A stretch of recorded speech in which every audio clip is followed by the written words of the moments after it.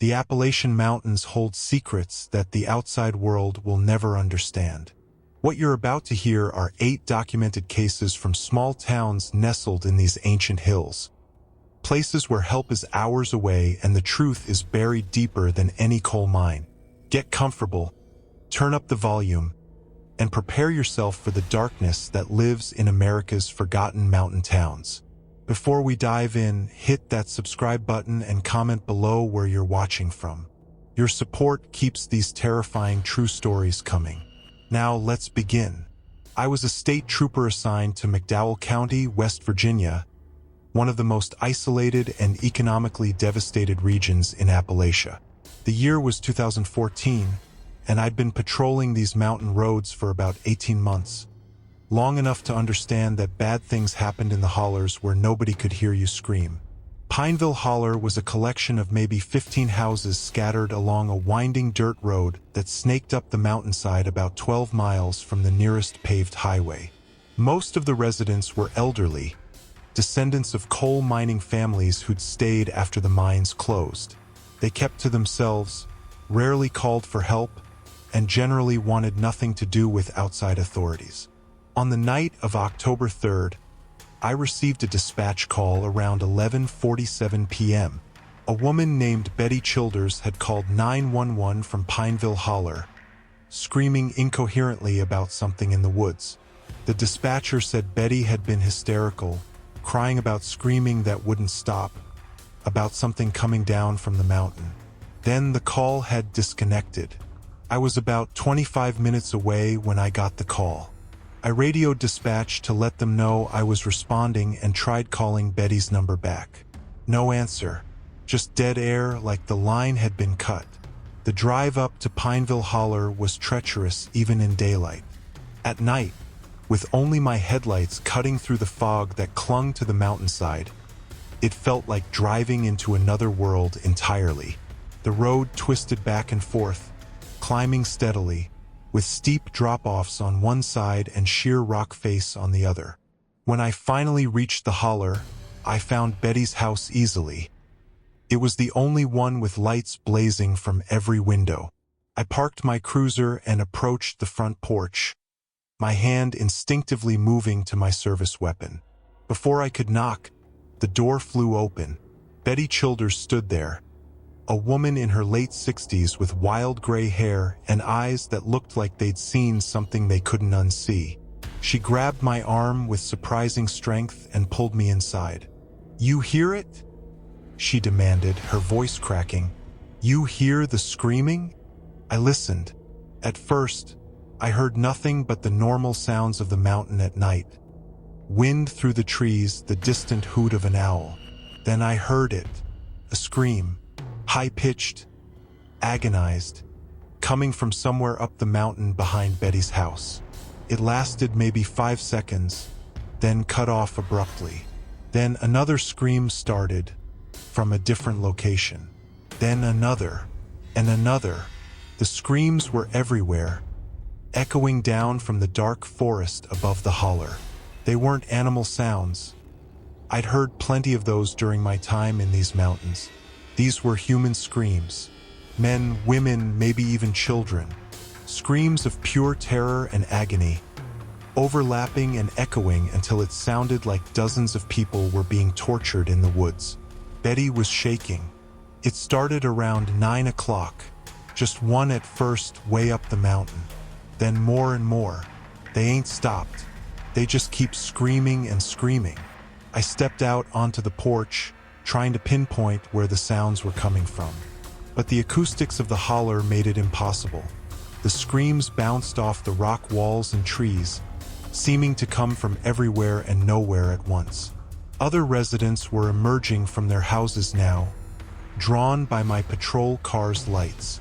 An elderly man I later learned was named Earl Sizemore approached, carrying a hunting rifle. "You gonna do something about this?" he demanded. "This ain't natural. This ain't right." I called for backup, but the nearest available unit was at least 40 minutes away. In the meantime, I needed to investigate, against every instinct screaming at me to stay in my vehicle. I grabbed my flashlight and started walking toward the tree line where the sounds seemed most concentrated. "Don't go up there," Betty called from her porch. "There's something wrong in them woods." But I had a duty to investigate. I moved slowly, my flashlight beam cutting through the darkness, the screams getting louder as I approached the forest. Up close, they were even more disturbing. Wet, gurgling sounds mixed with the screaming, like people drowning while they shrieked. I was maybe 20 feet from the tree line when my flashlight beam caught something hanging from a low branch. I moved closer, my hand on my weapon. It was a doll. An old, handmade doll made from corn husks and burlap, hanging by a cord around its neck. But as I looked closer, I saw there were more dolls. Dozens of them, hanging from trees all along the edge of the forest, swaying in the breeze. Each doll had something dark staining its torso, something that looked disturbingly like dried blood. The screaming suddenly stopped. Complete silence fell over the holler, so abrupt it was more terrifying than the noise had been. I stood there, my flashlight illuminating those hanging dolls, my heart hammering in my chest. Then I heard footsteps, not from the forest, but from behind me. I spun around, my flashlight revealing a figure standing about 30 feet away, at the edge of Betty's yard. It was a man, tall and thin, wearing what looked like old mining clothes, coveralls and a battered helmet. He stood perfectly still, facing me, and even from that distance, I could see his eyes reflecting my flashlight like an animal's. "Police!" I shouted. "Identify yourself." The figure didn't respond, didn't move, just stood there staring. I took a step toward him, and he turned and walked into the darkness between two houses. I followed, calling out commands, but when I reached the spot where he'd disappeared, there was nothing. No footprints in the mud, no sound of running, nothing. That's when I heard Betty scream from inside her house.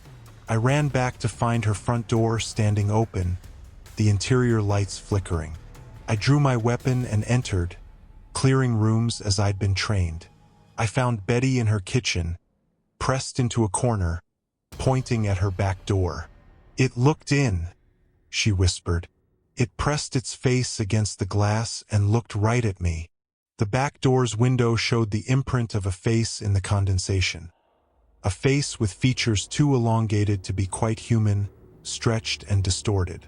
My backup finally arrived around 12:45 a.m., 2 deputies from the county sheriff's office. Together, we searched the area around Betty's house and interviewed the other residents. Everyone had heard the screaming, but no one had seen anything except me. We found more dolls hanging in the woods, maybe 100 of them, arranged in a rough circle about half a mile in diameter around the holler. Each one was marked with that same dark staining. We collected several as evidence.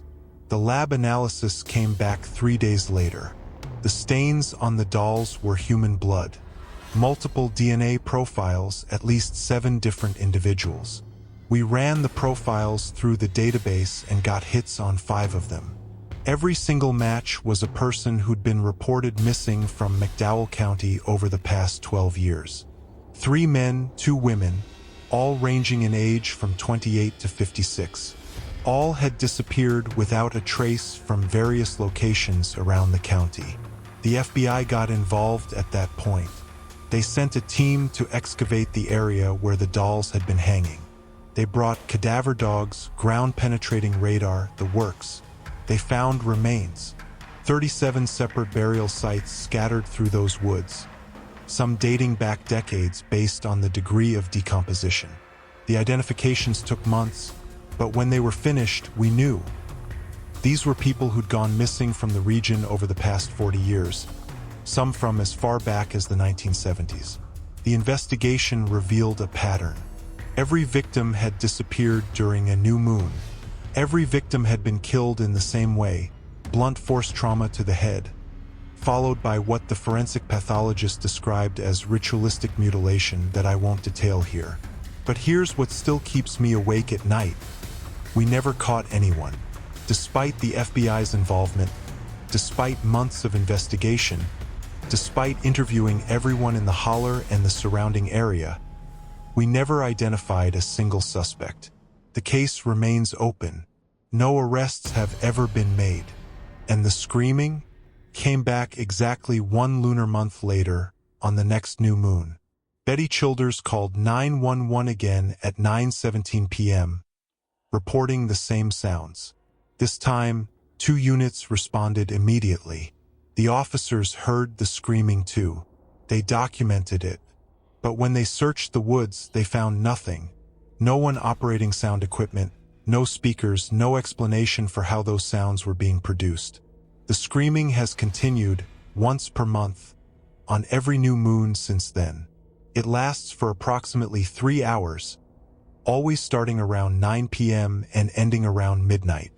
Residents have tried recording it, but the recordings come out distorted and unclear, just static and garbled noise that doesn't match what people hear in person. Most of the residents of Pineville Holler have moved away. Betty Childers held out for 2 more years before finally relocating to stay with her daughter in Charleston. The houses sit empty now, slowly being reclaimed by the forest. I transferred to a different county in 2016. I couldn't handle being in those mountains anymore, knowing what had happened there, knowing that whoever or whatever was responsible was still out there. The last time I drove past the turnoff to Pineville Holler was about 6 months ago. It was a new moon.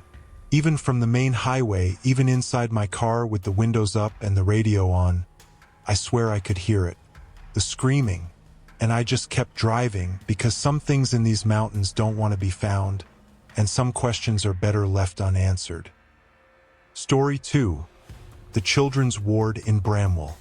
Bramwell, West Virginia was once the richest town in America per capita during the coal boom of the early 1900s. The town had millionaires, mansions, and one of the finest hospitals in the region, Bramwell Memorial Hospital, a 3-story brick building that served the mining community from 1903 until it closed in 1989. I'm a commercial real estate developer, and in 2017, I purchased the abandoned hospital building with plans to convert it into luxury apartments. The structure was solid despite decades of neglect, and the location was perfect for the kind of historic renovation project that had been successful in other Appalachian towns trying to attract remote workers and tourists. My name is David, and what I found in that hospital made me abandon a $2.3 million investment and leave West Virginia entirely. The renovation work began in March 2017. We started with the first floor, planning to work our way up. The building had been stripped of most valuable materials by scrappers over the years: copper pipes, wiring, fixtures, anything that could be sold. But the bones of the structure were good, and my architect assured me we could work with what remained. About 3 weeks into the project, my foreman called me to the site. He was a tough guy named Mickey who'd worked construction in these mountains for 30 years. Not someone who spooked easily. But when I arrived, he was pale and wouldn't go back inside the building. "There's something wrong with the 3rd floor," he said. "The children's ward." The 3rd floor had indeed housed a children's ward, according to the historical documents I'd obtained. It had been added in 1934 to treat children injured in mining accidents and those afflicted with diseases that were common in the crowded mining camps. Mickey explained that he'd gone up to assess the structural integrity of the 3rd floor and had found something disturbing. He wouldn't elaborate, just insisted I needed to see it myself. I climbed the stairs to the 3rd floor, the steps creaking under my weight. The stairwell was dark, my flashlight the only illumination, and the air grew progressively colder as I ascended. The 3rd floor hallway was about 80 feet long with rooms branching off on both sides. Paint peeled from the walls in long strips, and water damage had left dark stains across the ceiling. But what Mickey had found was at the far end of the hall, a door that shouldn't have been there. According to the architectural plans I'd studied, The hallway should have ended at a window. But there was a door, painted the same institutional green as the other doors, with a small window at eye level and a sign that read, Ward C, authorized personnel only. Ward C wasn't on any of the plans I'd seen. There was Ward A and Ward B on the third floor, but no Ward C. I tried the handle. Locked. The door was metal, not wood like the others, and it looked newer, maybe from the 1970s or 80s based on the style. Mickey handed me a crowbar. You're gonna want to see what's inside before you decide whether to continue this project. Took several minutes of prying, but I eventually forced the door open. The lock mechanism broke with a metallic snap, and the door swung inward on hinges that squealed like something alive. The smell hit me first. Not decay. The building had been abandoned for nearly 30 years, and anything organic would have long since decomposed. This was chemical, medicinal, the smell of disinfectant, and something else I couldn't identify. I stepped inside, my flashlight revealing a room that made no architectural sense. According to the building's footprint, this room shouldn't exist. It extended beyond where the exterior wall should have been.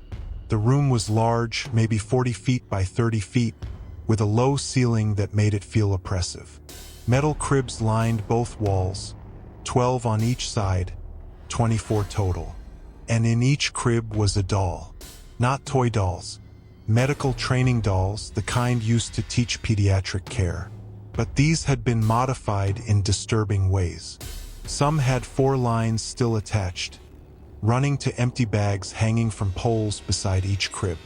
Others had surgical incisions crudely carved into their plastic bodies. Many were missing limbs or had their heads twisted at unnatural angles. But the worst part was the photographs. Taped to the wall above each crib was a photograph of a child. Real children, hospital photos based on the medical equipment visible in the backgrounds. Each photo was labeled with a name, date, and a code I didn't understand.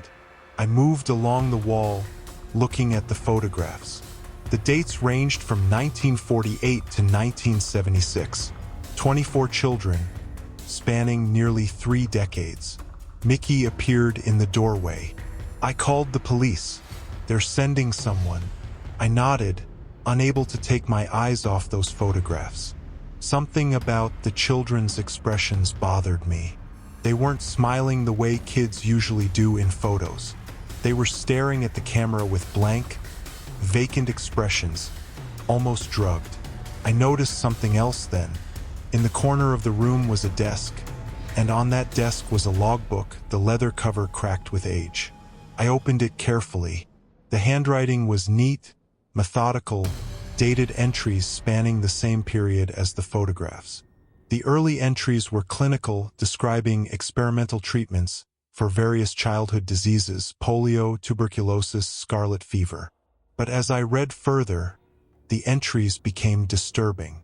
The writer described administering treatments that were clearly harmful, injections of substances I'd never heard of, surgical procedures performed without anesthesia, exposure to extreme temperatures and other physical stresses.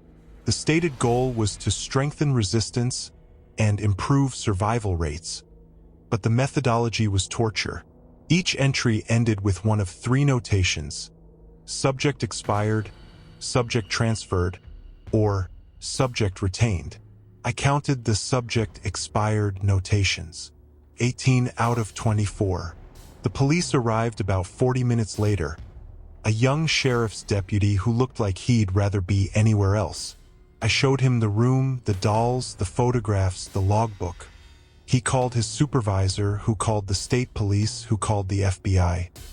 By evening, the building was swarming with federal agents. They photographed everything, collected all the evidence, and began the process of trying to identify the children in the photographs.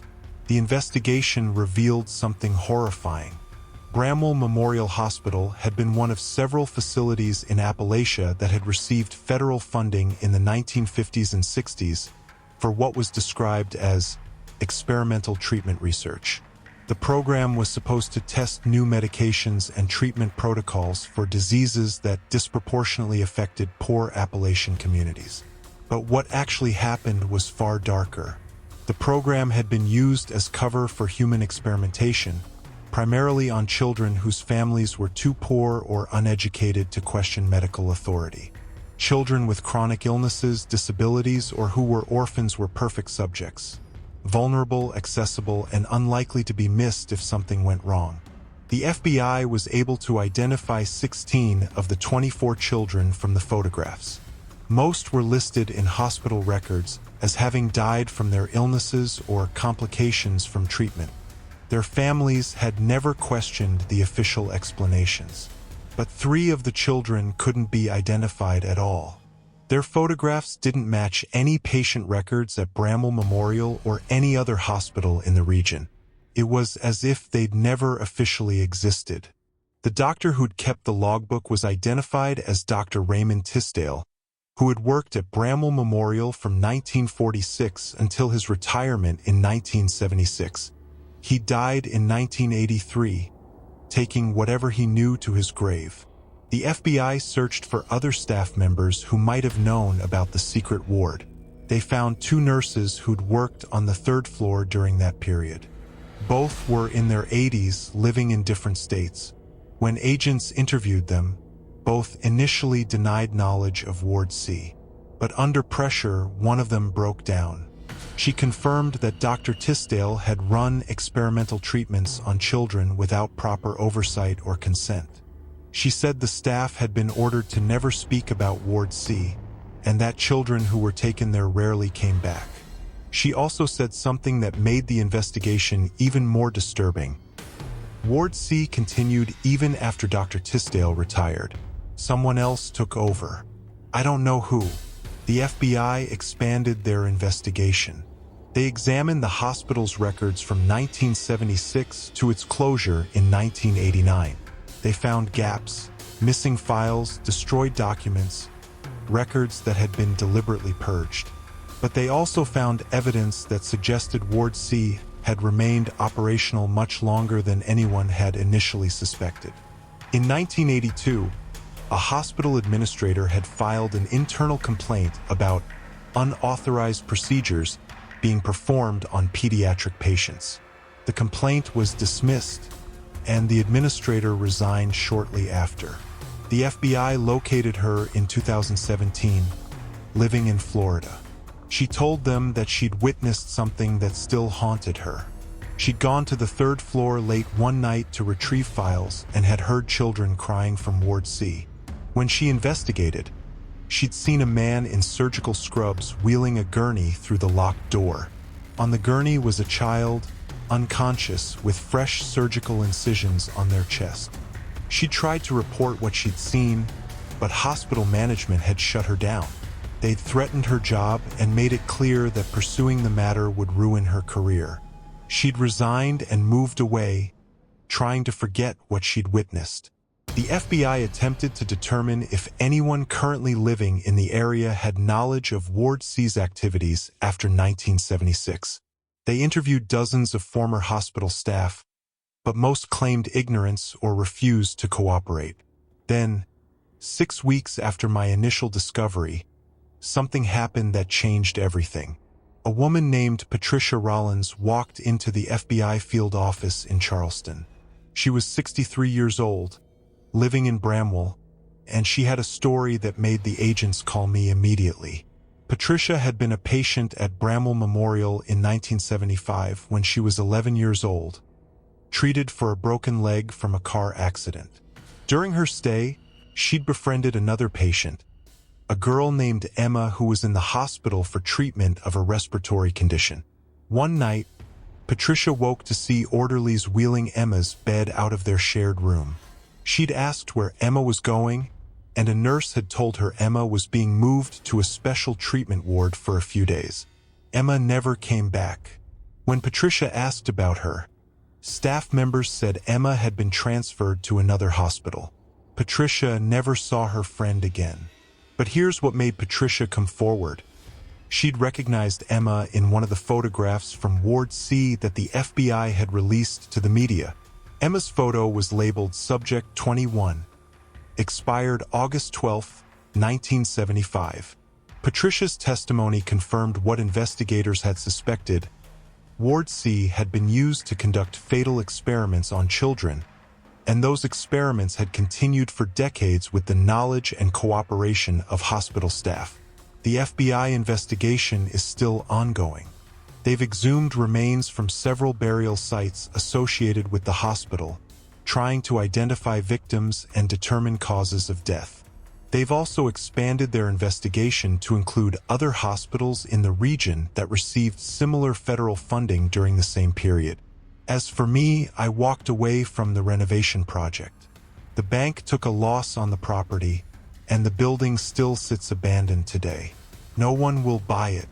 Local residents have started calling it the Death House, and there have been reports of strange occurrences.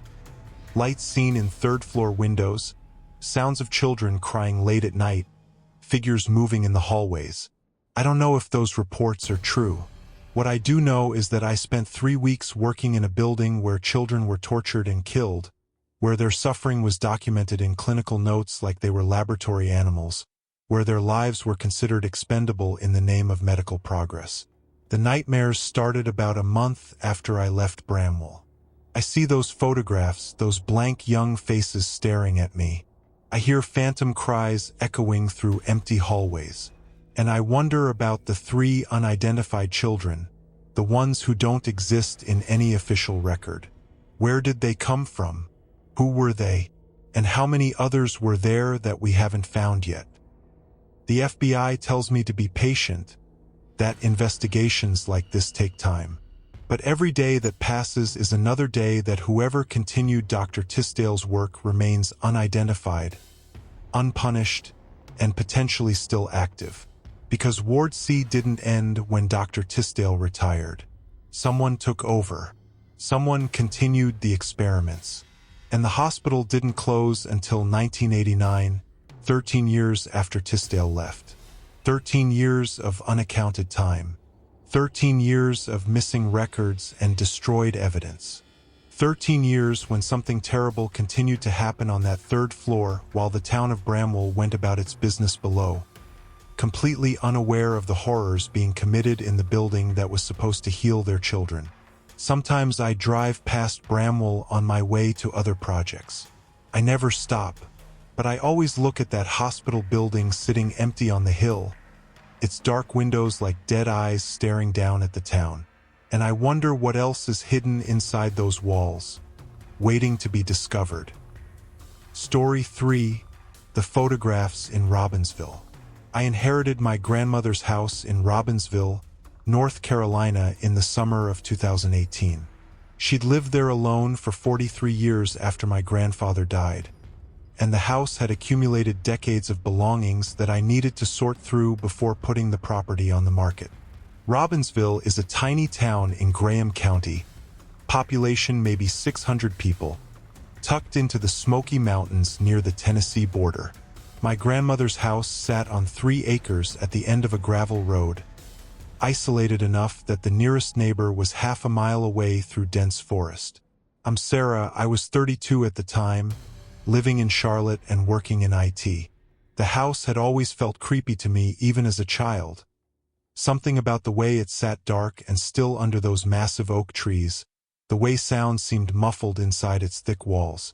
I spent the first week going through the main living areas, packing up clothes and kitchenware, sorting through papers and photographs.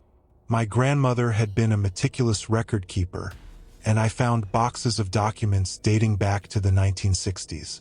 On day 8, I decided to tackle the basement. It was unfinished, just concrete walls and floor, used primarily for storage. The single bulb hanging from the ceiling cast harsh shadows that made the space feel even more oppressive. I found the usual basement items: old holiday decorations, broken furniture, tools, and paint cans. But pushed into the far corner, behind a stack of boxes that hadn't been moved in years based on the dust accumulation, I found a locked metal cabinet. The cabinet was about 6 feet tall and 3 feet wide, painted dark green, with a heavy padlock securing the doors. I searched for a key but couldn't find one, so I used bolt cutters from my grandfather's tool collection to break the lock. Inside the cabinet were photograph albums, 23 of them, organized by year from 1975 to 1997.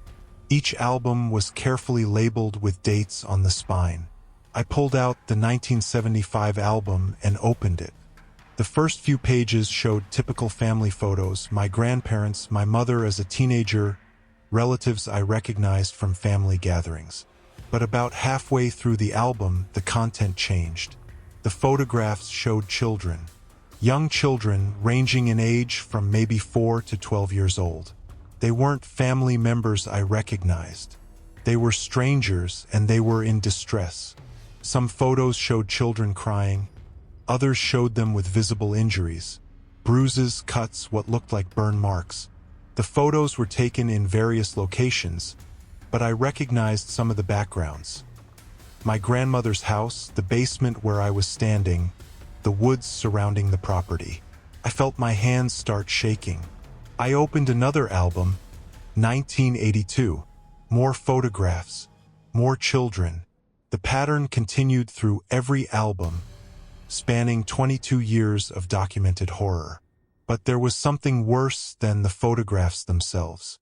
Below each photo was a caption in my grandmother's neat handwriting. The captions provided names, ages, dates, and brief descriptions. Michael T., age 8, arrived June 15th.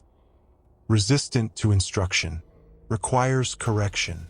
Jennifer L., age 6, placed July 3rd. Cooperative. Making progress. David R., age 10, arrived August 22nd. Problematic behavior. Severe correction necessary.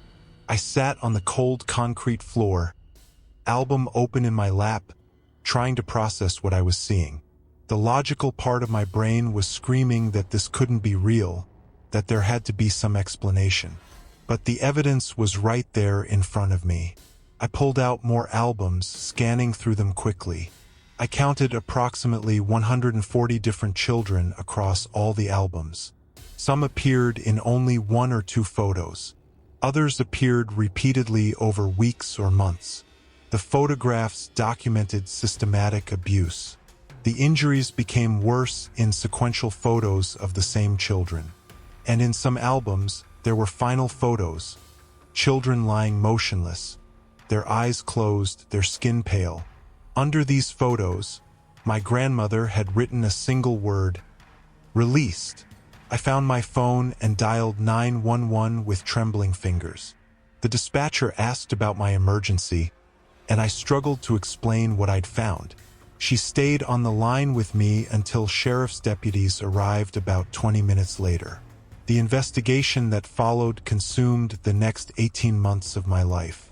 The local sheriff's office immediately called in the North Carolina State Bureau of Investigation, who then brought in the FBI. Forensic experts examined the photographs and confirmed they were genuine, not digitally altered or staged. The children in the photos were real, the injuries were real, and based on the aging of the photo paper and developing techniques, the images dated to the periods indicated on the albums. Investigators began the painstaking process of trying to identify the children. They compared the photos to missing children databases, contacted law enforcement agencies across multiple states, and eventually released selected images to the media asking for public help. They identified 38 children from the photographs. Every single one had been reported missing from various locations in North Carolina, Tennessee, Georgia, and Virginia between 1975 and 1997. The cases had never been solved. The children had simply vanished. The FBI excavated my grandmother's property. They brought cadaver dogs, ground-penetrating radar, and a full forensic team. They worked for 6 weeks, carefully searching every inch of the 3 acres. They found remains, buried in shallow graves throughout the woods, hidden under old outbuildings, even beneath the concrete floor of the basement where I'd found the cabinet. The identification process took over a year, but eventually they confirmed 29 bodies, matching 29 of the children from the photographs. The autopsies revealed causes of death ranging from blunt force trauma to malnutrition to exposure. Several showed evidence of prolonged abuse before death. The forensic pathologist's reports made me physically ill. But here's what made the case even more disturbing. My grandmother hadn't acted alone. The evidence indicated multiple people had been involved in what investigators were calling an organized child trafficking and abuse network operating out of the Robbinsville area for over 2 decades. Several photographs showed other adults, faces partially visible in backgrounds or reflections. The FBI enhanced these images and identified 4 individuals. A local pastor who died in 2003, a former schoolteacher who'd moved to Florida in 1998, a county social worker who'd retired in 1995, and a man who'd operated a group home for troubled children in the area during the 1980s. Investigators interviewed the surviving individuals. The schoolteacher denied everything despite photographic evidence placing her at the property. The social worker claimed she'd been threatened and coerced into participation. The group home operator admitted to providing children to my grandmother, but insisted he'd believed it was for foster placement, not abuse. The investigation revealed that my grandmother had presented herself as a foster parent and child welfare advocate in the community. She'd been trusted, respected even, known for taking in troubled children that others couldn't handle. She'd used that reputation to access vulnerable children through the social worker and group home operator. The pastor had provided religious justification for what they were doing, framing the abuse as correction and spiritual discipline. Documents found in the house showed he'd written extensive theological justifications for physically punishing children to drive out wickedness. The network had operated for over 20 years, procuring children from desperate situations. Runaways, kids from abusive homes, children in the foster system who nobody was watching carefully. They'd used the isolation of my grandmother's property to keep the children hidden. Some children had been released after weeks or months, returned to the system, or simply abandoned far from Robbinsville. Others had died from their injuries or were killed when they became too problematic. Those were the bodies buried on the property. The most disturbing aspect was how the network had been protected. Multiple people in positions of authority had known something was wrong but had never reported it. The sheriff's office had received complaints from neighbors about screaming heard from my grandmother's property, but no serious investigation had ever been conducted. One retired deputy admitted during questioning that he'd been paid to ignore reports about the property. He'd told his fellow officers that my grandmother was just a strict disciplinarian dealing with difficult children, and that people needed to mind their own business. The FBI indicted 4 living individuals on multiple counts, including murder, conspiracy, child trafficking, and abuse. The schoolteacher died by suicide before trial. The social worker accepted a plea deal and testified against the others. The group home operator and the retired deputy went to trial and were convicted. But my grandmother never faced justice. She died 2 months before I inherited the house, believing her secrets were safe in that locked cabinet. I struggled with what to do after the investigation concluded. Do I keep the house? Sell it? Burn it down? The property had become known as a place of horror, and I couldn't imagine anyone wanting to live there. I ultimately donated the land to the county with the stipulation that it be turned into a memorial for the victims. There's now a small park on the property with 29 trees planted, 1 for each child whose remains were found. Bronze plaques identify those who could be named. The house was demolished. I couldn't stand the thought of it still existing, couldn't bear knowing that those walls had witnessed such suffering. But the photographs haunt me. Even though they're now in evidence storage, I see them when I close my eyes. Those faces, those frightened children, the progression of injuries documented with my grandmother's neat captions. And I think about the 9 children who remain unidentified. 9 children whose photographs were in those albums, but whose remains weren't found on the property. 9 children who might still be alive somewhere, now adults, carrying memories of what happened to them in that house in the North Carolina mountains. The FBI has kept the case open, hoping new forensic techniques or witness testimony might lead to identifying the remaining victims. They've also investigated whether there were other properties, other networks, other perpetrators who haven't been discovered yet. Because here's what keeps me awake. My grandmother's albums only covered 1975 to 1997, but she'd lived in that house since 1958. What happened during those first 17 years? Were there other victims before 1975, before she started photographing them? And what about after 1997? She lived another 21 years after the last album. Did she stop, or did she just stop documenting it? These questions have no answers. The evidence trail ends with those 23 albums. Everything else is speculation and horror, and knowing that evil can hide behind the face of someone you're supposed to love and trust. I don't visit Robbinsville anymore. I can't.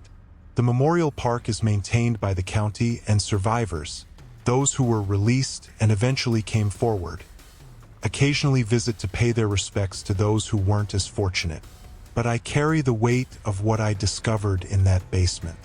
I carry the knowledge that I grew up visiting that house, playing in those woods, completely unaware that children were suffering and dying mere feet away.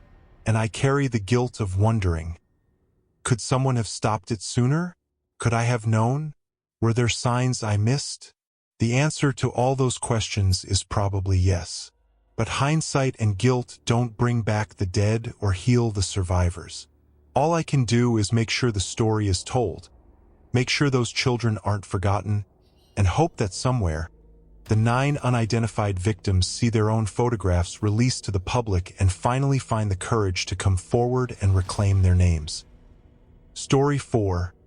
The Mine Recordings in Harlan County. My name is Thomas, and I'm an industrial archaeologist specializing in documenting abandoned mining sites across Appalachia. In 2016, I was hired by a historical preservation society to survey and photograph the remains of the Blue Diamond Mine in Harlan County, Kentucky, which had closed in 1987 after a series of fatal accidents. The Blue Diamond had been a productive coal mine from 1923 until its closure, employing hundreds of workers during its peak years. But the mine had a dark reputation. 42 men had died in various accidents over its 6 decades of operation, an unusually high number even for the dangerous work of deep coal mining. I arrived in Harlan County on a gray October morning. The mine entrance sat on a hillside about 8 miles outside the town of Cumberland, accessible by a deteriorating road that wound through dense forest. The company buildings, office structures, equipment sheds, and a wash house were still standing but in advanced decay. The mine entrance itself had been sealed with concrete and steel barriers after closure, as required by law. My job was to photograph the exterior structures, document their condition, and create a comprehensive record before they deteriorated beyond recognition. I wasn't supposed to enter the mine itself. That would require special permits and safety equipment I didn't have. I spent the first day photographing the surface structures and taking notes. The site was eerily quiet, just wind through the trees and the occasional cry of a crow. No other people, no traffic sounds, just the isolation that characterized so many abandoned industrial sites in these mountains. On the second day, I noticed something unusual. Behind the main wash house, partially hidden by overgrown vegetation, was a small concrete structure I hadn't seen during my initial survey. It looked like a ventilation shaft housing, maybe 8 feet square, with a heavy metal door secured by a rusted padlock. The door wasn't on any of the structural plans I'd been given. I made a note of its location and tried to open it, more out of curiosity than any real expectation that I'd succeed. The padlock was old and corroded. When I applied pressure with my crowbar, it snapped apart easily. The door opened with a shriek of metal on metal, revealing a steep concrete stairway descending into darkness. Cool air flowed up from below, carrying the smell of damp earth and something chemical I couldn't identify. I should have reported the discovery and waited for authorization to explore. Instead, I grabbed my flashlight and camera and descended the stairs. The stairway dropped about 40 feet before opening into a small chamber carved from the surrounding rock. The chamber was maybe 12 feet by 15 feet, with a low ceiling supported by wooden beams. But what immediately caught my attention was the equipment. Against one wall was a table holding what looked like vintage recording equipment, reel-to-reel tape machines, amplifiers, and a complex array of switches and dials. Everything was covered in dust, but the equipment appeared intact. Thick cables ran from the machines into holes drilled through the rock wall, presumably connecting to microphones or sensors deeper in the mine. On shelves above the table were dozens of tape reels, each carefully labeled with dates and times. The labels ranged from 1978 to 1987, the final 9 years of the mine's operation. I examined the equipment more closely. It was sophisticated stuff, far beyond anything you'd expect at a small mining operation. Someone had spent serious money installing this system and had gone to considerable effort to keep it hidden. I selected a tape reel at random, dated March 15, 1983, and threaded it onto one of the machines. To my surprise, when I flipped the power switch, the equipment hummed to life. Apparently, the electrical system was still functional. I pressed play and adjusted the volume. At first, there was just ambient noise, the kind of background sounds you'd expect in a mine. Water dripping, the creak of support beams, the whisper of air moving through tunnels. Then I heard voices, muffled and distant, but clearly human. Men talking, though I couldn't make out what they were saying. The voices continued for maybe 2 minutes. Then the tone changed. Someone screamed. It was a sharp, agonized scream that made me jerk back from the recorder. More screaming followed, multiple voices, overlapping, creating a cacophony of terror and pain. Then came other sounds, impacts like metal striking flesh, wet, meaty sounds that made my stomach turn.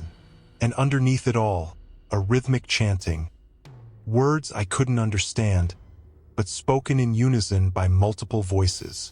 The recording continued for another 8 minutes, documenting what sounded like systematic torture.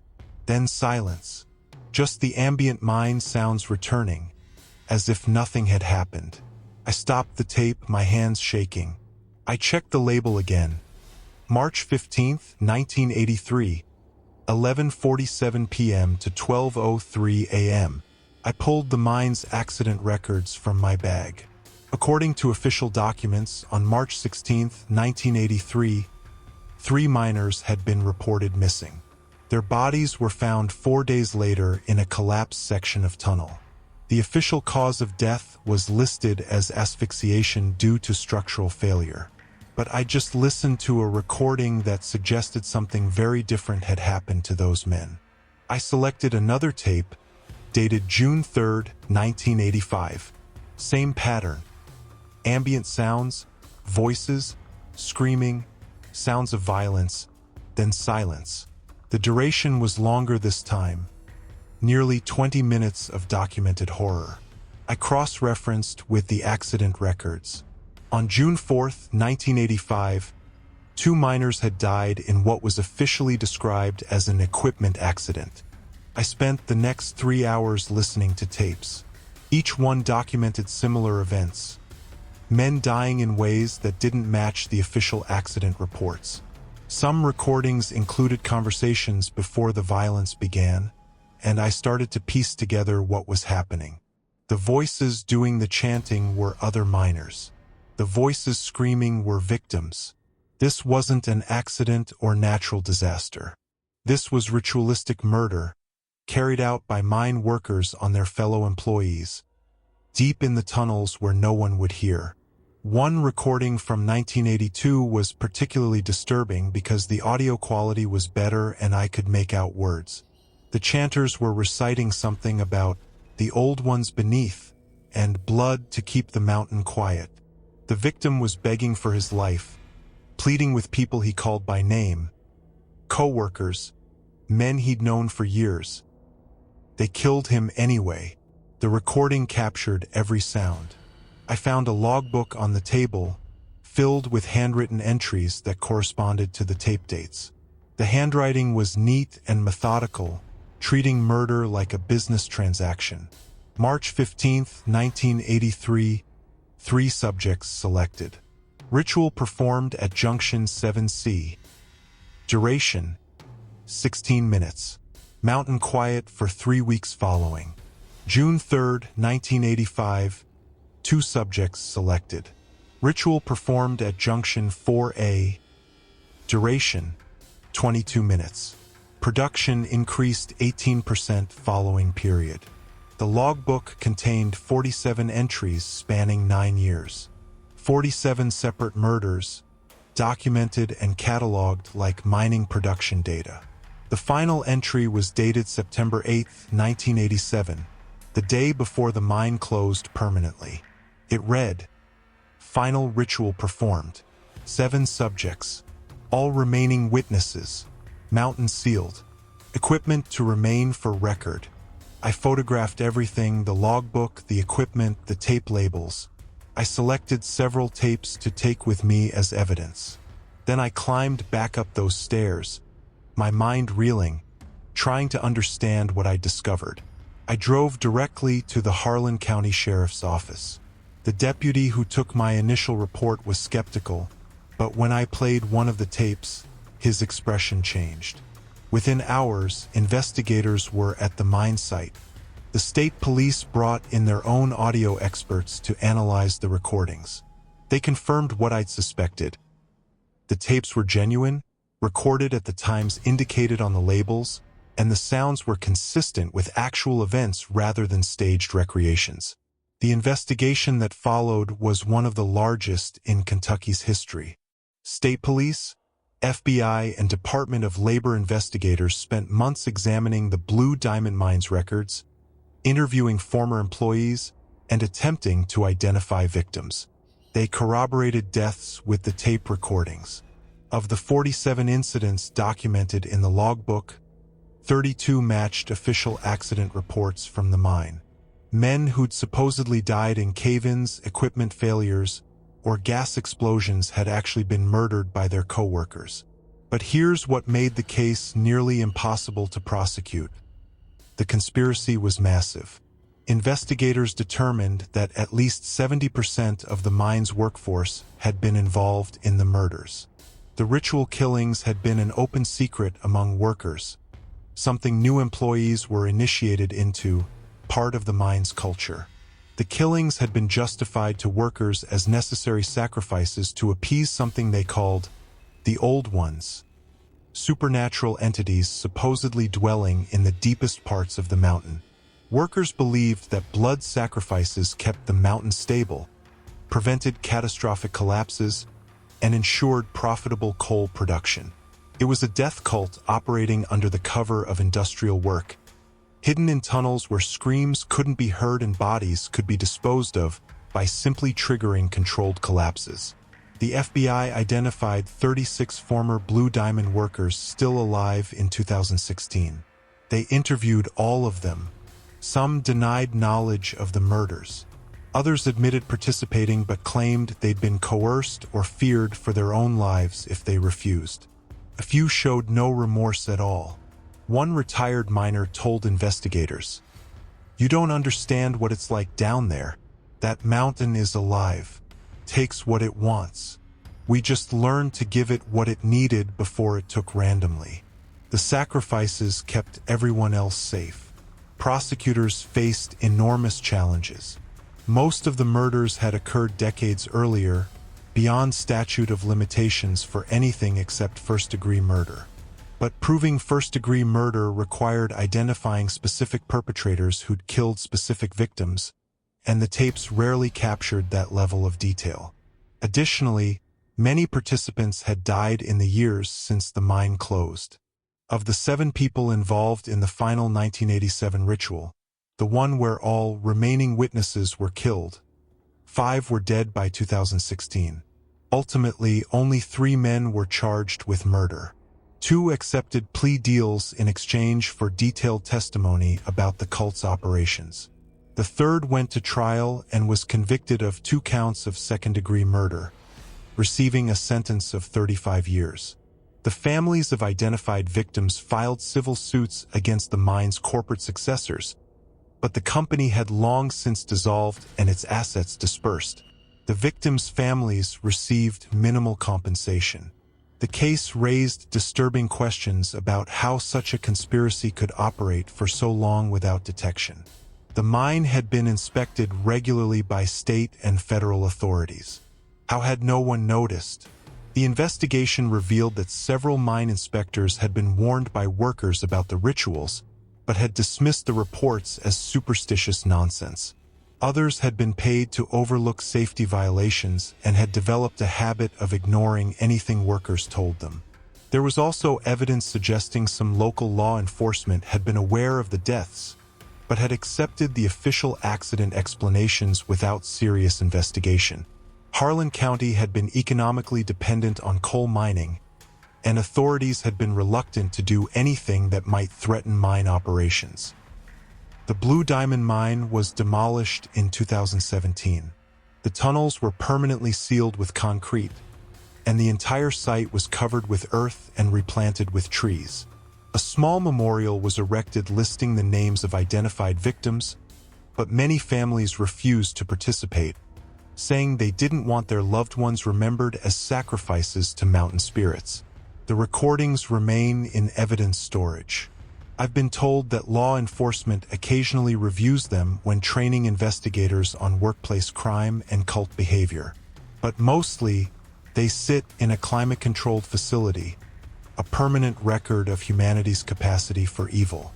I left industrial archaeology after completing my report on the Blue Diamond site. I couldn't continue exploring abandoned industrial sites, couldn't enter dark spaces without hearing those screams echoing in my memory. I moved to the coast, as far from mountains as I could get. But distance doesn't erase what I heard on those tapes. The sounds haunt me. Not just the victims' screams, but the chanters' voices, the casual efficiency with which they committed murder, the absolute conviction that they were doing something necessary. And I think about the final entry in that logbook: mountain sealed. Equipment to remain for record. Why keep records? Why document these crimes so meticulously? Was it pride in what they'd done? A desire for their actions to be remembered? Or was it something else? A warning, perhaps, left for whoever might discover the recordings? The retired miner who showed no remorse said something during his FBI interview that stays with me. When asked why they'd kept the recordings, he replied, "So someday, when things start happening in those mountains again, people will understand what needs to be done." I don't know what he meant by that. I don't want to know. But sometimes late at night, I find myself researching mining accidents in Appalachia, looking for patterns, wondering if there are other mines, other cults, other sacrifices still happening in tunnels deep beneath the mountains. The Blue Diamond closed in 1987, but there are still active mines throughout Harlan County and across the Appalachian region. Men still go down into the earth every day, descending into darkness where old beliefs persist and ancient things might still dwell in the deepest shafts. And if those beliefs are real, if blood sacrifices actually kept that mountain quiet, what's happening now that the sacrifices have stopped? I don't have answers. All I have are those recordings, those voices, those screams, permanently etched into magnetic tape in my memory. The mountain remembers, and so do I. Story 5. The Foster System in Madison County. I worked as a social worker for the North Carolina Department of Social Services from 2010 to 2019, primarily handling child welfare cases in Madison County, a rural area in the western part of the state. The work was heartbreaking but important, removing children from dangerous situations and placing them with families who could provide proper care. My name is Angela, and in 2015, I uncovered something that destroyed my faith in the system I dedicated my career to serving. Madison County had a chronic shortage of foster families willing to take children, especially teenagers or kids with behavioral issues. We had maybe 15 approved foster homes serving a county that regularly had 40 to 50 children in need of placement.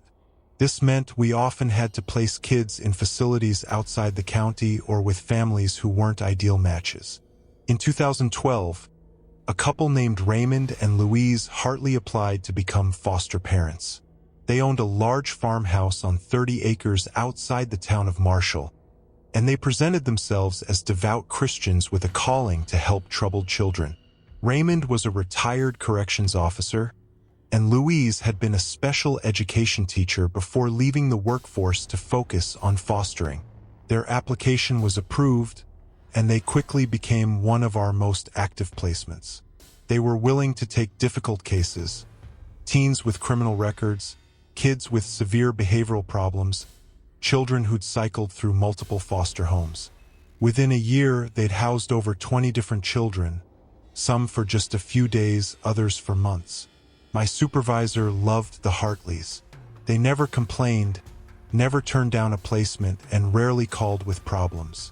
In a system stretched to breaking, they were a godsend. I visited their home 3 times during 2012 to 2013 for standard wellness checks on children placed there. The farm was well maintained, the house was clean, and the kids I interviewed seemed fine. Not particularly happy, but foster kids rarely were. They reported being fed adequately, having their basic needs met, and not being abused. I had no reason to suspect anything was wrong until May 2015, when a teenage girl named Kayla ran away from the Hartley farm. Kayla was 16, placed with the Hartleys after her mother was arrested on drug charges.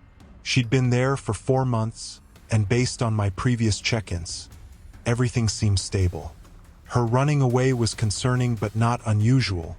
About 30% of teens in foster care attempt to run away at some point.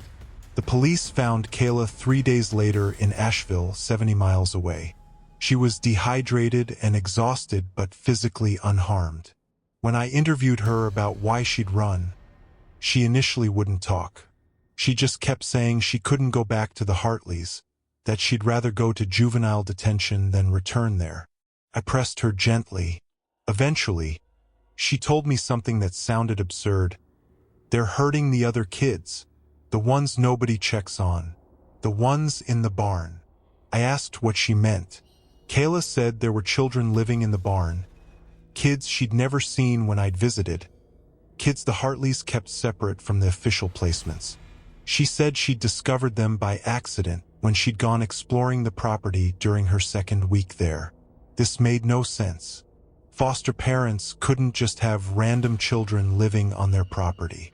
Every placement went through official channels with paperwork, background checks, and regular monitoring. But Kayla was insistent. She described seeing at least 6 children in the barn, ranging in age from maybe 7 to 14.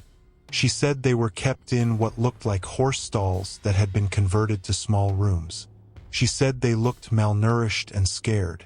I had a decision to make. Kayla had a history of behavioral issues and had lied to social workers before, but she'd never made up anything this specific or serious, and her fear seemed genuine. I called my supervisor and reported Kayla's allegations. My supervisor was skeptical. The Hartleys were model foster parents, she said, but she agreed that I should conduct an unannounced visit to investigate. The next morning, I drove out to the Hartley farm with a sheriff's deputy for safety. We arrived around 10 a.m. on a Tuesday. Raymond met us at the door, surprised but cooperative. He invited us in and allowed us to look around. The house was clean and orderly. 2 foster children were present. Both had been officially placed there through proper channels. I interviewed them briefly. They seemed fine, echoing what previous placements had reported. The Hartleys were strict but fair, provided adequate food and shelter, and didn't abuse them. I asked Raymond if I could see the barn. He hesitated for just a fraction of a second before agreeing. We walked across the farmyard to the barn, a large wooden structure that looked like it had been built in the 1950s. Raymond explained that they used it for storage and kept a few chickens, but otherwise it wasn't actively used. He opened the barn doors and we entered. The interior was dim, lit by dusty windows high in the walls. The main space was filled with old farm equipment, stacked boxes, and assorted junk. Exactly what you'd expect in a barn. Raymond showed us around, pointing out the chicken coops and explaining his plans to maybe get some goats eventually. There was no sign of human habitation. No converted stalls, no living spaces, nothing to support Kayla's allegations. The deputy and I searched thoroughly. We checked every corner, looked behind stacked boxes, opened every door.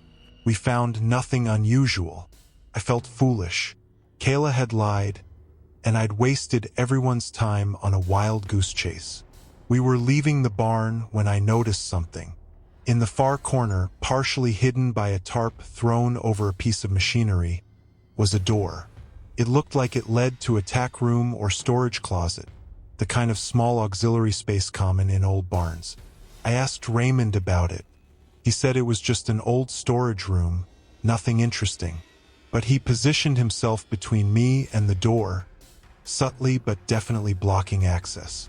I insisted on seeing inside. Raymond hesitated, then said he didn't have the key with him. The door was always locked because they stored chemicals and didn't want kids getting into dangerous materials. The deputy stepped forward and pointed out that if hazardous materials were stored in an unsecured barn where foster children might wander, that was a safety violation. He requested that Raymond retrieve the key immediately. Raymond's friendly demeanor changed. He became defensive, asking if we had a warrant, saying we were harassing him. The deputy explained that as a foster parent, Raymond had agreed to allow social services access to his property for child welfare checks, and that refusing access would result in immediate suspension of his foster license. Reluctantly, Raymond went to the house to get the key. While he was gone, the deputy and I waited by the locked door. We heard nothing from inside, but the deputy noticed something. Fresh gouges around the lock, like someone had recently forced it or tried to. Raymond returned with a key and unlocked the door. Beyond was a small room, maybe 10 feet by 12 feet. It was empty except for some old tack equipment hanging on the walls and a few barrels in the corner. But the room smelled wrong. Not like chemicals or old leather or the musty smell of an unused space. It smelled like a bathroom, human waste poorly cleaned. The deputy noticed it too. He walked around the room, examining the walls. On the far wall, he found what we'd missed at first glance. A seam in the wood paneling, nearly invisible but there if you knew to look. He pushed on the panel, and it swung inward like a door, revealing stairs descending into darkness. Raymond tried to step between us and the opening, but the deputy blocked him, one hand moving to his service weapon. I pulled out my flashlight and aimed it down the stairs. At the bottom was another door, this one with a deadbolt, the kind that locks from the outside. We descended the stairs, Raymond protesting behind us that we were trespassing, that this was illegal, that he wanted a lawyer. The deputy told him to be quiet and stay at the top of the stairs. I opened the deadbolt and pushed open the door. What I found in that underground room will haunt me for the rest of my life. It was a basement, maybe 30 feet by 40 feet, divided into sections by chain link fencing. Each section was about 8 feet by 8 feet, containing a mattress, a bucket, and nothing else. And in 5 of those sections were children. They ranged in age from about 8 to 15. They were dirty, thin, wearing ragged clothes. When our flashlights hit them, they cowered against the walls, covering their faces like they expected to be beaten. I tried to speak to them, but they wouldn't respond. They just stared with vacant eyes, too traumatized or broken to communicate. The deputy called for immediate backup. Within 20 minutes, the farmyard was filled with law enforcement and emergency medical services. The children were removed from the basement and taken to the hospital. Raymond and Louise Hartley were arrested on the spot. A full investigation was launched immediately. What investigators discovered was horrifying. The Hartleys had been operating a scheme for at least 6 years, possibly longer. They would take in official foster placements through the state system, then use those placements as a cover to acquire additional children through illegal means. The children in the basement came from various sources. Some were kids they'd kept beyond their official placement periods, reporting them as runaways when in reality they'd been moved to the basement. Others had been obtained through coercion. Mothers with drug problems who'd been convinced to temporarily give their children to the Hartleys in exchange for money, then found themselves unable to get their children back. At least 3 of the children had been purchased outright from desperate parents or through intermediaries connected to human trafficking networks. The Hartleys had created a system where the official foster children living in the house provided legitimacy and cover for the secret children in the basement. When social workers visited, they saw a normal foster home. They never suspected that beneath the barn, children were being held in cages. The purpose of keeping these children was both financial and, disturbingly, religious. The Hartleys belonged to a fundamentalist church that practiced what they called redemptive discipline, extreme punishment designed to break children's sinful nature. The children in the basement were subjected to this discipline daily. The Hartleys had also been receiving payments from other church members who didn't want to do the difficult work of reforming troubled children themselves, but were willing to fund the Hartleys' efforts. Bank records showed thousands of dollars in monthly contributions from at least 20 different sources. Additionally, the Hartleys had been claiming tax deductions for supporting these children, filing paperwork that made it appear they were running a private boarding school or group home. They'd created a web of lies and false documentation that had gone undetected for years. The investigation expanded to examine the church and its members. Federal authorities got involved because of potential human trafficking charges. Ultimately, 14 people were indicted, including the church's pastor, who had been recruiting families to participate in the scheme and had personally delivered children to the Hartley farm. The trials took over 2 years. The Hartleys were convicted on 38 counts, including kidnapping, child abuse, human trafficking, and fraud. Raymond received life in prison without parole. Louise received 60 years. Other members of the conspiracy received sentences ranging from 10 to 30 years. But the children, those 5 we found in the basement, plus 7 others who'd been held there previously and were identified during the investigation, the damage done to them was irreversible. Most required months of hospitalization for physical ailments, malnutrition, untreated infections, dental problems. But the psychological damage was worse. Years of imprisonment, abuse, and isolation had fundamentally broken something in these children. Some were eventually reunited with family members. Others went into long-term therapeutic foster care or residential treatment. None made a full recovery. How could they? You can't undo years of torture. I quit social services 6 months after the Hartleys were arrested. I couldn't continue working in a system that had allowed this to happen. I'd visited that farm 3 times. 3 times I'd been on the property where children were caged in a basement, and I'd seen nothing. The official review found systemic failures at every level. Caseworkers were overworked and underfunded, forced to manage impossible caseloads that made thorough monitoring impossible. Background checks on foster parents were inadequate. Red flags had been missed or ignored. The state implemented reforms, increased inspections, better training, more rigorous vetting of foster families. But I have no confidence these changes will prevent similar abuses.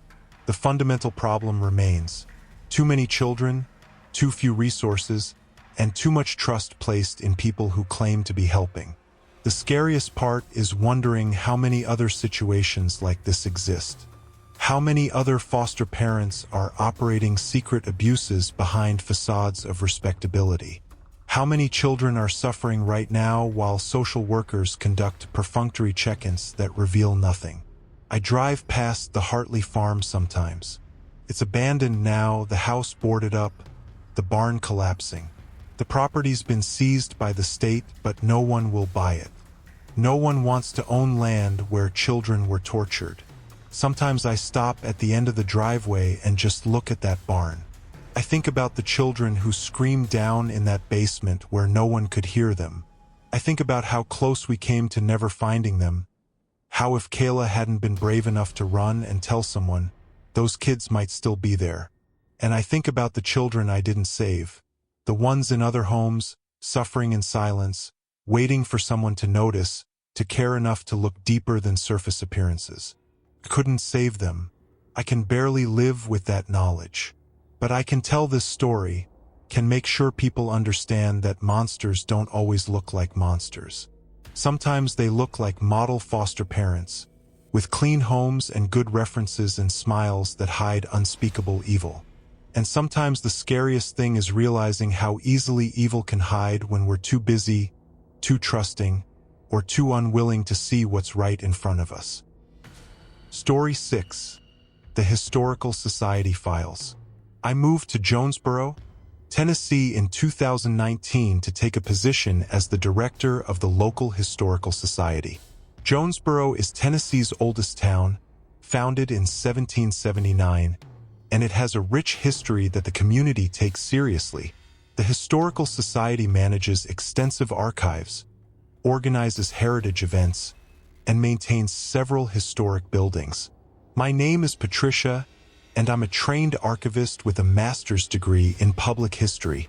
At 47 years old, I'd held similar positions in other small towns and looked forward to a quiet, fulfilling job preserving local history. The Historical Society's archives were housed in the basement of the old courthouse, a building dating to 1913. The collection included thousands of documents, photographs, maps, and artifacts spanning over 2 centuries of local history. During my first few weeks, I familiarized myself with the organization system, which had been developed by my predecessor, a woman named Margaret who'd retired after 30 years in the position. Margaret had been meticulous, with everything cataloged and organized chronologically and by subject matter. Most of the collection was standard material for a small-town archive: property records, business documents, family papers, photographs of town events. But 3 months into my tenure, I discovered something that Margaret had deliberately kept hidden. I was reorganizing a storage room in the farthest corner of the basement, a space that had been used to dump miscellaneous items that didn't fit neatly into the main collection. Behind several boxes of old newspapers, I found a locked filing cabinet that wasn't on any inventory list. The cabinet was old, probably from the 1960s, painted institutional gray.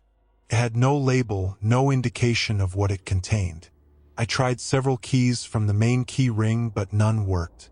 Eventually, I used a screwdriver to pry open the lock.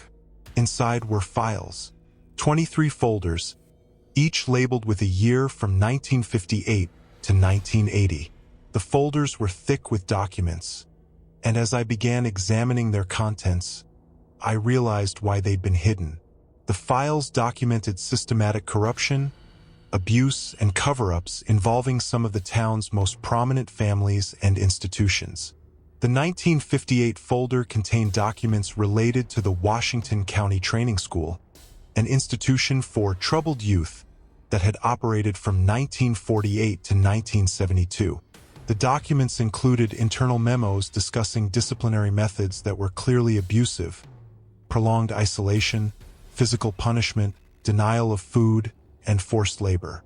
There were also incident reports that had never been filed with state authorities. Reports of children dying from beatings, from untreated illnesses, from suspicious accidents. Over the 24 years the school operated, the internal documents showed at least 32 children had died there. The official death toll reported to the state was 7. The remaining 25 children had been buried on the school's property without notification to families or authorities. The documents included a hand-drawn map showing the burial locations. The files from the 1960s documented a conspiracy involving the county sheriff's office. Over the course of that decade, at least 15 young women had disappeared from Washington County. All were from poor families or were considered wayward. Unmarried mothers, suspected prostitutes, girls with reputations. The sheriff at the time, a man named Harold Pritchard, had conducted minimal investigations into these disappearances. The files contained notes suggesting he'd actively suppressed information about the cases. There were also cryptic references to arrangements made with families to ensure their silence. A memo from 1967 was particularly disturbing. It was from Pritchard to a county judge, discussing payment of $500 to a family for their understanding regarding the disposition of subject. The memo didn't specify who the subject was or what disposition meant, but the implications were clear. The 1970s files documented a network of influential men, businessmen, politicians, church leaders who'd been operating what could only be described as a child abuse ring. The documents included meeting minutes, financial records showing payments between participants, and logs of children who'd been provided for various purposes. The children came from the local orphanage, from poor families who'd been coerced or paid, and from the training school before it closed. The logs used first names only but included ages, physical descriptions, and dates. There were over 200 entries spanning the decade. The files also included photographs. I couldn't look at them for long. They documented abuse in graphic detail, taken for the apparent purpose of blackmail or simply as souvenirs of these men's crimes. The final folder, dated 1980, contained something unexpected. A letter from Margaret, my predecessor, explaining why she'd hidden these files. She'd discovered them in 1981, shortly after taking the position of Historical Society Director. They'd been part of a donation from the estate of a former county clerk who'd apparently kept copies of these documents as insurance against the powerful people involved. Margaret had been horrified by what she'd found. She'd taken the files to the sheriff's office, only to be told that the cases were too old to investigate, that most of the people involved were dead, and that publicizing the information would only hurt innocent families and damage the town's reputation. She'd been strongly discouraged from pursuing the matter further. When she'd persisted, she'd received anonymous threats. Someone had broken into her home and left a dead cat on her kitchen table. The message was clear. So Margaret had hidden the files, keeping them locked away for nearly 40 years. In her letter, she wrote that she'd hoped someone younger and braver than her would eventually find them and do what she'd been too afraid to do: bring the truth to light. I sat in that basement storage room for hours, going through the files, trying to process what I was reading. These weren't just historical documents. They were evidence of crimes, murders, kidnappings, sexual abuse of children.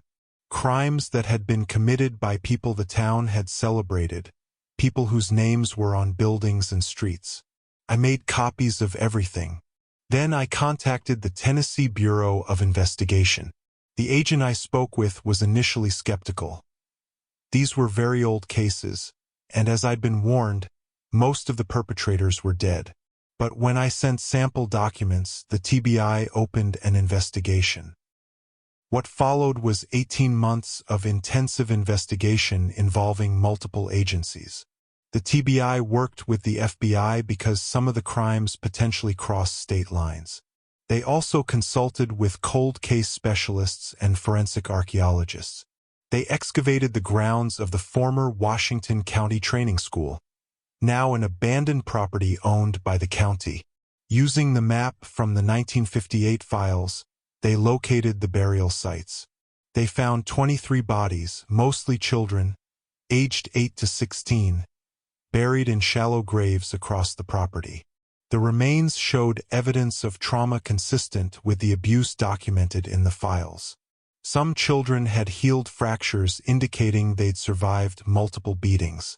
Others had evidence of malnutrition so severe it had affected their bone development.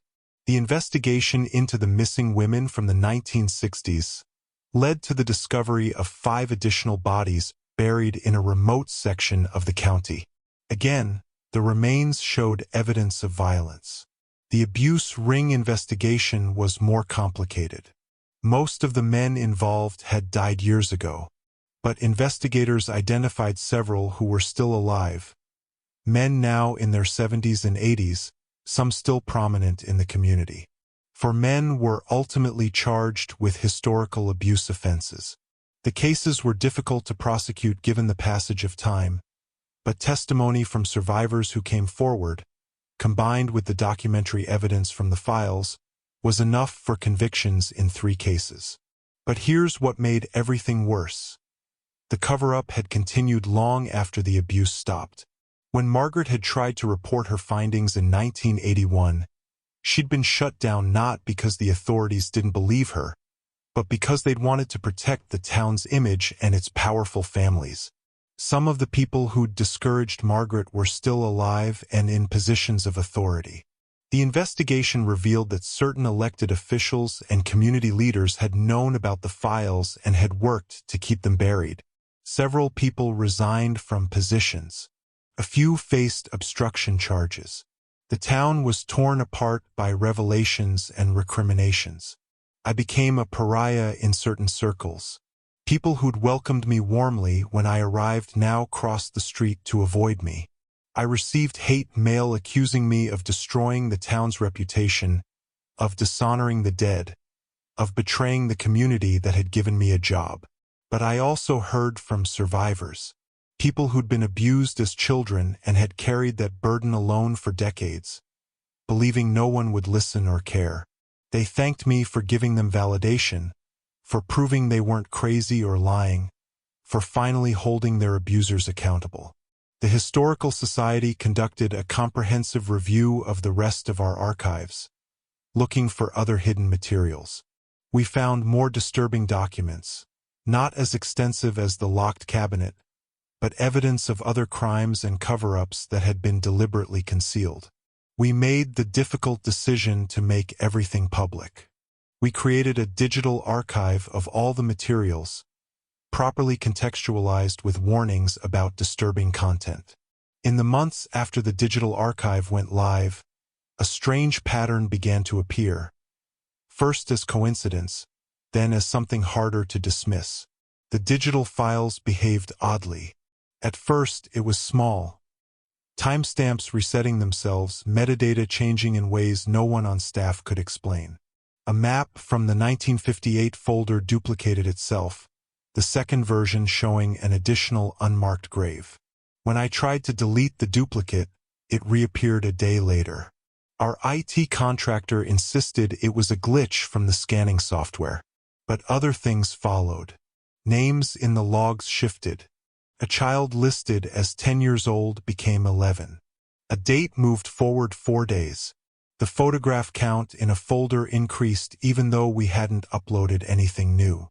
When we opened the folder, the new photographs were unreadable. Solid gray squares with faint shapes barely visible beneath the distortion. I enlarged one of them. It wasn't distortion. It was fog or smoke, thin and swirling, as if the picture had been taken moments after a fire. In the background, behind the haze, stood a row of trees I recognized from the training school property. The picture wasn't part of any original file. 2 weeks later, Someone broke into the Historical Society after hours. The security cameras caught nothing.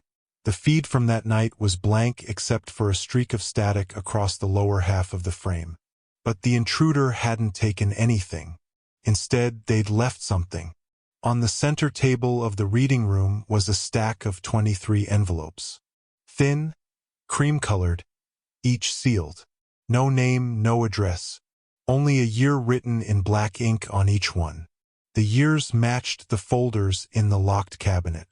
Inside each envelope was a single sheet of paper. Some were typed, some handwritten. All looked aged but were made from modern stock. Each contained a description of an event, an accusation, a disappearance, a night whispered about but never documented. None of these events existed in our collection. The TBI took the envelopes but returned them a week later with an explanation I didn't like. No fingerprints, no trace evidence, no sign of age. Fabrications, they said, likely prepared to create the appearance of more crimes. The envelopes returned to our possession, the responsibility now mine. That night I dreamed of the training school grounds. I walked among the shallow depressions left by the excavation. The soil was soft even though rain hadn't fallen in weeks. Something shifted beneath the dirt, as if the earth itself breathed. In the dream I heard children talking, quiet, hurried, overlapping. I couldn't make out the words, only the urgency. When I woke, I wrote down the cadence of their speech, the rise and fall. Later, during a review of the digital archive, I found an audio reel from 1962 unlabeled, previously uncatalogued. When we digitized it, the voices were identical to those in my dream. For a while, I convinced myself it was coincidence. Memory playing tricks. Then the town started hearing the voices. Reports came in from residents near the training school property. Children calling out at night. Footsteps on the gravel road even though no one was there. Lights moving through the collapsed dormitory building. The county sheriff dismissed it as trespassers, but no trespasser leaves small handprints in dust on the inside of a boarded window. Meanwhile, the digital archive continued to change. A photograph uploaded from the sheriff corruption files no longer showed a row of deputies outside the station. Instead, one face had blurred into a smear. Another face was turned away, though the original clearly showed the man looking forward. A third showed a shadow over the child standing nearest the camera. Something long, human-shaped, but wrong in its proportions. 2 days later, that photograph disappeared entirely. The staff grew uneasy. Volunteers quit with little explanation. Some said they heard noises in the basement. Others claimed they saw someone standing at the end of the hallway. A child, thin, motionless, watching. But when they approached, the hallway was empty. The director's office, my office, became the center of something I couldn't explain. Files moved on their own. The air stayed cold no matter how high I set the thermostat. The smell of damp soil lingered even on dry days. I tried once more to do what Margaret couldn't. Hand the entire archive to state authorities and walk away. But the night before the transfer, every file, digital and physical, was returned to its original order, as if no human hands had touched them. The envelopes reappeared on my desk. And on top of them, a typed note that hadn't existed before. You opened the cabinet. You brought us back. Finish what you started. I don't know who wrote it. I don't know if anyone did. But I've started to understand one thing. The dead don't want justice as much as they want memory. They want acknowledgement of what happened to them. Not buried, not denied, not locked away for another 40 years. The archive isn't just a record now. It's awake. Story 7. The Lights Under Laurel Creek. I grew up in the Cumberland Plateau, but in 2017 I took a job as a field investigator for the Kentucky Department of Environmental Protection. My job was simple on paper. inspect abandoned mining properties, and document hazards. But the places I was sent were often the kind of Appalachian ghost towns the map still remembers but people have long forgotten. Laurel Creek was one of those towns. Population: 312 in 1970. Population when I arrived in April of 2017, 27 and falling fast. The whole town sat in a narrow valley surrounded by steep walls of hemlock and shale. Fog clung to the ridgelines year-round, thick as wool. The mines, 8 of them, were sealed in the 1980s. At least they were supposed to be. My assignment was to inspect mine number 3, flagged on satellite imagery for anomalous thermal readings. Usually that means teenagers broke in, lit fires, cooked meth, or something equally predictable. But nothing about Laurel Creek turned out predictable. I pulled into the general store at 8:14 a.m. A bell chimed as I walked in, and a dozen faces turned toward me at once. These weren't friendly looks, more like resignation. A thin woman behind the counter narrowed her eyes. "You hear about the lights?" she asked. "I'm from the DEP," I said. "Just checking on the mine seals." Everyone went silent. The kind of silence that feels heavy in the chest. A man in a flannel jacket shook his head slowly. "You ain't here to fix nothin'. Nobody ever is." I tried asking questions. Had people been breaking into the mine? Were there squatters? Wildlife issues? But each one of them gave the same answer, almost word for word. "It ain't people down there." I chalked it up to superstition and left, but the way they watched me drive off, like they were seeing me for the last time, stayed with me. Mine number 3 sat halfway up the mountainside. The access road washed out long ago. I had to hike. The forest was strangely quiet. No birdsong, no insects. Even my radio crackled with static. Then I smelled it. Not rot, not sulfur. Something metallic, like old copper wire left out in a storm. I reached the sealed mine entrance at 9:42 a.m., only it wasn't sealed. The thick steel barrier had been bent outward, not inward, as though something inside the mine had forced its way out. The rebar was split like peeled fruit.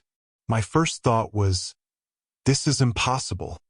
My second, I need to call this in. I reached for my radio. More static. Then, under the static, I heard voices. Dozens of them. Muffled, distant, echoing. I stepped back from the cave, the hair on my neck rising. The voices weren't speaking English. I didn't know what language it was. Not even sure it was a language. It was rhythmic. Too rhythmic. Like chanting. My phone had no signal. And the forest was somehow even quieter than before. I should have left. But I shined my flashlight into the mine anyway. The back wall of the first chamber was glowing. Pale blue light, pulsing faintly, as though something beneath the stone was breathing. Back in Frankfurt, I filed an emergency report. Eventually, a multi-agency review got triggered: DEP, state police, even a mining engineer from the University of Kentucky. But the more we dug, the stranger it got. Laurel Creek's records were incomplete. Entire decades missing. No property records from 1953 to 1964. No census data from 1960. School board minutes stopped abruptly in 1972. Mine number 3 had no initial survey documents. Just a note stating underground irregularities. Avoid further excavation.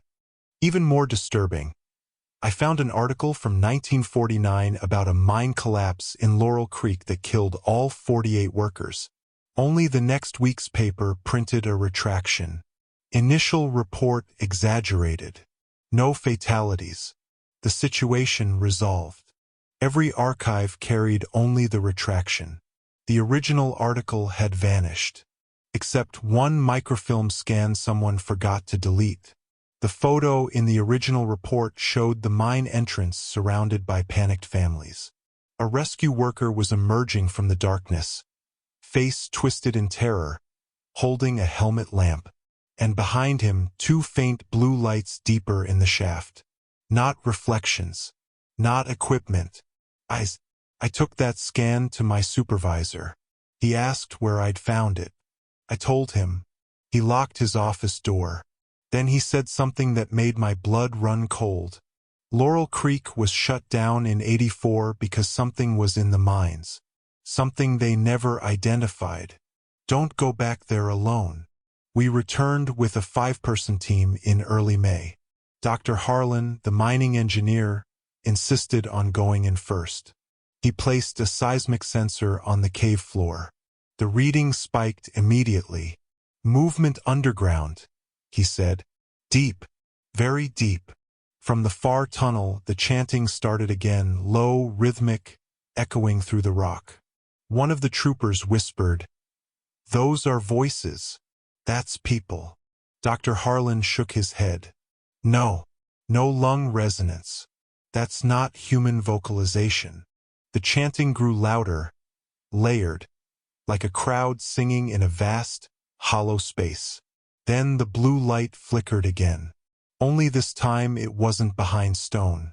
It was moving down the tunnel toward us. We backed out fast. The troopers raised their rifles. Dr. Harlan shouted to hold fire. The chanting stopped. The blue light blinked twice.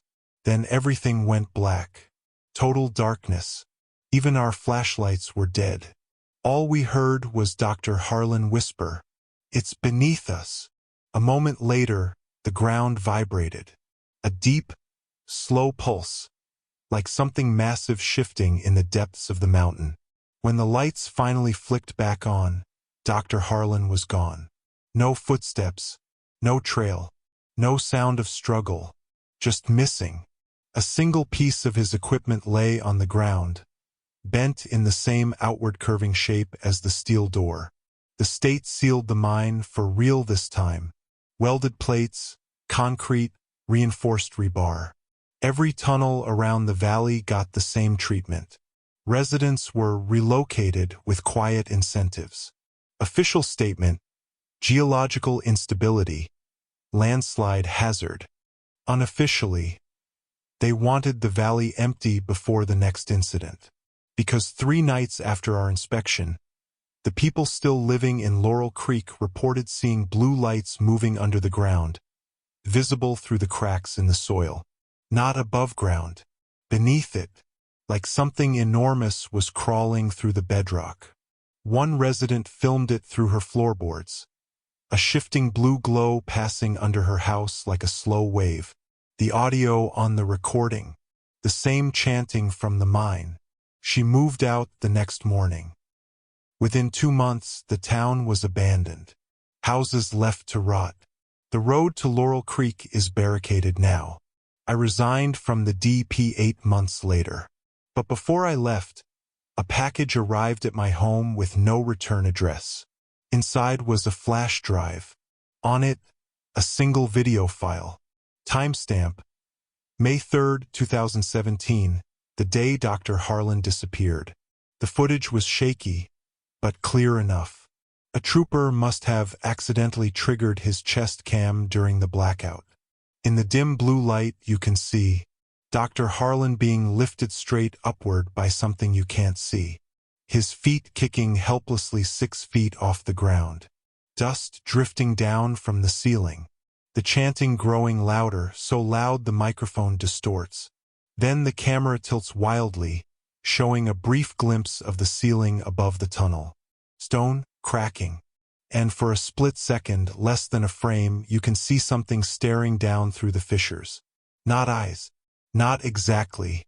Blue lights. Dozens of them. Arranged in a cluster like a hive. The last audio on the file is Dr. Harlan screaming. It's not alive. It's the mountain. The mountain is cut to static. Nothing more. People think the Appalachian Mountains are old. They have no idea. Those coal seams miners crack open? They aren't rock. They're the residue of forests older than human history, compressed into black memory. Something lives in that dark. something that was here before us, something we disturbed when we cut tunnels into its sleep. I don't tell this story in public anymore. When I tried, gently, indirectly, I was warned by someone far above my pay grade to leave Eastern Kentucky matters alone. I moved states, changed jobs, but sometimes at night, when the house is quiet and the wind hits the siding just right, I hear the faintest sound from beneath the floorboards, two rhythmic pulses, like distant chanting, like something calling back, like something remembering the sound of my voice. And every time it happens, I wonder how long the seals on my number 3 will hold. Because the mountain isn't dead. It's waiting, and it wants the valley back.